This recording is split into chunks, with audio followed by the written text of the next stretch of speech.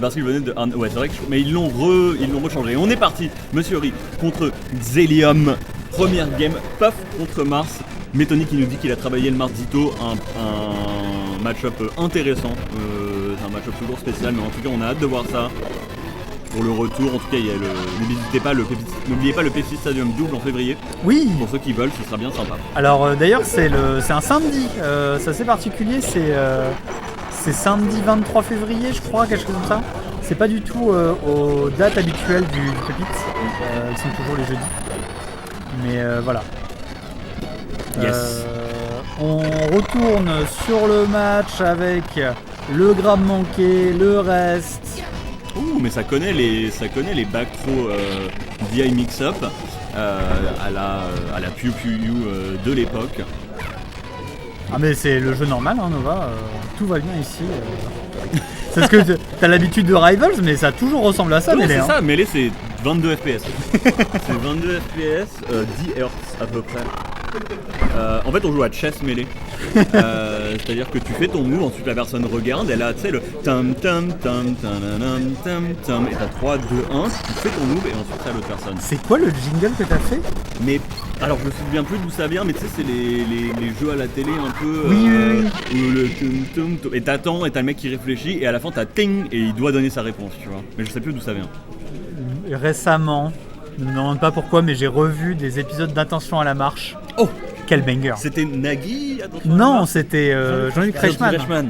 Le GOAT, bien sûr. Pardon, excusez-moi. Le meilleur d'entre nous. GOAT, là il y a le GOAT. Ah bah oui. Heureusement qu'il fait pas le tournoi, Jean-Luc Reichmann. Ouais, hein. c'est vrai. Avec les petits potes. Avec les petits potes, putain, c'est vrai. C'était incroyable. Et la question coquine, bien sûr. La question coquine, on est sur des années différentes. Ah. On était sur, toi qui viens d'acheter 1984, on était dans une société différente.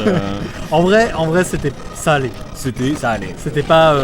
Bah, si vous c'était avez vu, c'était pas Arthur Thiers. Hein, voilà.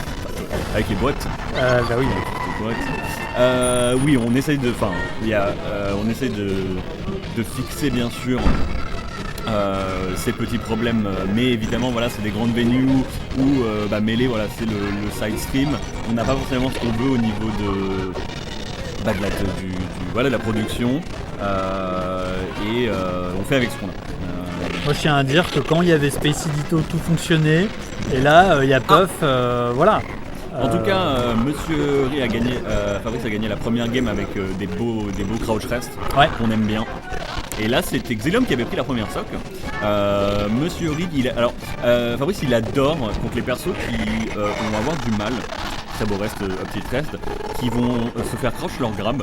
Il adore faire, tu sais, les wave dash près d'eux, parce que ça force. Tu te dis, est-ce que je peux punir avec un grab, est-ce que je peux faire quelque chose, et ça force un peu ces réactions-là. Parce que j'aime beaucoup, il fait beaucoup contre Falcon notamment, je trouve ça très intéressant. Et lui, il permet de rester en format crêpe tout du long. Exactement. Alors ça se punit, c'est du commit quand même. Oui. Tu peux, genre, je sais pas, avec Mars, tu peux dare mais c'est quand même très rapide. Donc c'est une bonne idée. On attrape le bord, on roll up, malheureusement 19% pour Xelium. Ah, il a secoué la tête, ça effectivement c'est pas ce que tu veux voir. Et puis évidemment le reste, on the table. Il en a mis deux, je crois. Hein. Ouais. Une petite presse. Moi ça me fait plaisir parce que alors qu'on a Monsieur Ri qui attrape le bord, ça tente un petit shield grab des familles.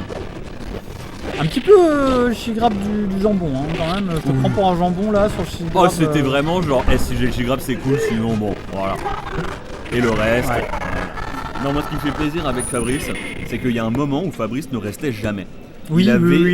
Il avait vraiment un des fondamentaux très très bon et il commençait à devenir très bon, mais il n'y avait aucun reste. Et là, depuis, je dirais depuis fin 2024.